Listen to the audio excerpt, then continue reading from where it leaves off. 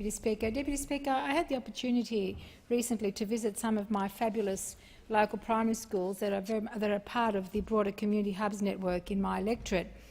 I was accompanied on that visit by the member for Scullen in his capacity as the Shadow Assistant Minister for Education. I want to thank him for spending that time with me.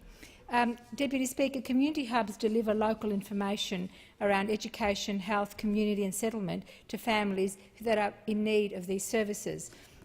And they do so in a familiar space, usually a primary school, because, Deputy Speaker, schools by their very nature are already attached to the everyday life of parents and children in our local community. Calwell, Deputy Speaker, has the highest intake of Syrian and Iraqi refugees in Victoria as part of the special humanitarian program. And that's why, I guess, 70% of the school hubs in Victoria are found in my electorate, responding to the needs of our newly arrived constituents and, in doing so, giving them a chance to live a full life here in Australia. Deputy Speaker, I want to thank the CEO of Community Hubs Australia, Dr Sonia Hood, for organising the visit to two of our local school hubs, St Dominic's Primary School and the Meadow Heights Primary School. Now, St Dominic's Primary School and that community hub is led by hub leader Caroline Manasseh, who does an outstanding job in supporting the families of their school community, especially the mums. And while we were there, we did get the opportunity, the member for Scullen and I, to call in on an English class, and we saw firsthand the enthusiasm and the commitment both of the mature-aged female students as well as their very, very committed teacher. Deputy Speaker, I want to commend St Dominic's Primary School Principal, Gail Connor, who is so incredibly hands-on with the Schools Hubs program. In fact, Gail is often known to take time out of her very busy schedule to provide the women with art classes which, as she says, and I quote, "The art created is secondary. It's about the conversation and getting to know the women. That comes first," quote and unquote. In addition, Deputy Speaker, every Tuesday the Community Hub provides an oral translation of the school newsletter. It does so in the Arabic, Vietnamese and Chinese language. This initiative enables the families to immerse themselves fully in their child's learning and growth by creating a dialogue between the school and the parents, and which also, Deputy Speaker, gives the school an opportunity to talk to the parents on other issues in addition to their children's education.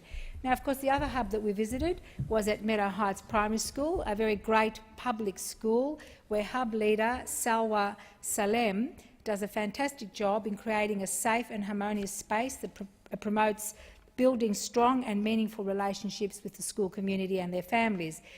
This particular hub, Deputy Speaker, is very busy and it's a very proactive hub. The weekly timetable is filled with activities including Arabic playgroups for preschoolers, as well as culturally nuanced in-house childcare services to assist the mums.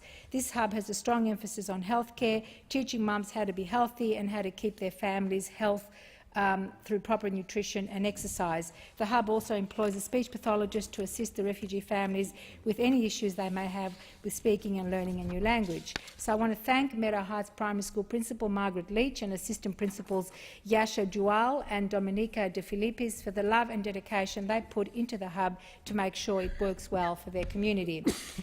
And of course, Deputy Speaker, on our visit, we also took the opportunity to visit Sirius College in my electorate. It's always a great pleasure, Deputy Speaker, to visit Sirius College.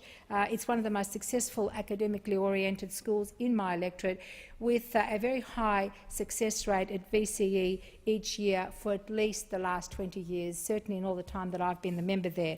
And on this occasion, the member for Scullen and I got the opportunity to meet with some of the VCE girls at the school. Now, as our visit, Deputy Speaker, was held directly after the last parliamentary sitting in August, Senator Hanson's burqa stunt was an issue that the girls were very keen to talk about. These confident, intelligent young women could not comprehend how the dignity of our Australian Senate could be so publicly disgraced by the opportunistic actions of Senator Hanson. These young Australian girls of Muslim faith were very unimpressed that their faith, as they put it to me, was mocked in this undignified and uncalled-for way.